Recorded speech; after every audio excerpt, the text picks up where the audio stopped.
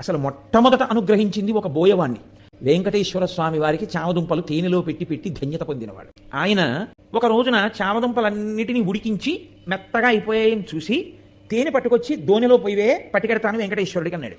ఆవిడ చూసింది తేనె అయిపోయిందండి భార్య. ఆయన అన్నాడు, రా మన ఇద్దరం వెళ్ళి తేనె పట్టుకొద్దాం. కొడుకుని పిలిచి అన్నాడు, రే నువ్వు ఈ చామదుంపలు జాగ్రత్తగా చూస్తుండు, నేను అమ్మ వెళ్ళి తేనె పట్టుకొస్తాను. అలాగే నాన్నగారండి అన్నాడు. వాడు కూర్చున్నాడు.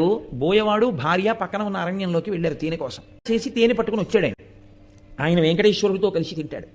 అందుకని ఆ తేనె పట్టుకుని వచ్చే లోపల ఈ పిల్లవాడికి ఆకలిసింది.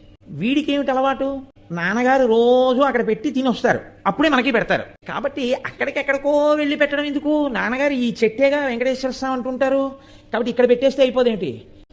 ఈ పిల్లవాడు నమ్మాడు, ఉన్నాడు అక్కడ ఈశ్వరుడని. తినేశాడు, చెట్టు రూపంలో ఈశ్వరుడు. తినేస్తే తండ్రి వచ్చాడు, వీడు మిగిలినవి తినేశాడు. స్వామికి పెడితే తినేచ్చుగా, తినేశాడు వాడు. తండ్రి వచ్చాడు, ఏవిరా చామదుంపలు అన్నాడు.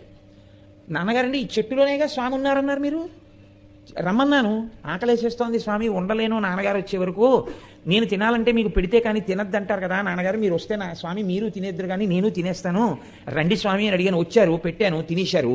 తండ్రికి ఎక్కడ లేని కోపం వచ్చింది. చెట్టుకు పెట్టావా, తిన్నాడా వెంకటేశ్వరుడు? ఆయన అమాయకత్వం ఆయింది. ఎంత పనిచేశావురా అని ఆ చేతిలో కత్తి ఒకటి పట్టుకుని వెళ్ళాడు ఆయన. ఆ కోపంలో ఒళ్ళు తెలియకుండా ఆ కత్తి ఎత్తి పిల్లాన్ని కొట్టబోయాడు. చెట్టు రూపంలో ఉన్నాడు వెంకటేశ్వరుడిని నమ్మినటువంటి పిల్లవాడి యొక్క నమ్మకాన్ని రుజువు చేస్తూ ఇలా ఎత్తిన చేతిని చెట్టు రూపంలో ఉన్న వెంకటేశ్వరుడు పట్టుకున్నాడు. ఎవరు పట్టుకున్నారు చెయ్యని వెనక్కి తిరిగి చూశాడు. చతుర్భుజుడైనటువంటి స్వామి పట్టుకున్నారు అతని చేతిని. ఆయన చూసి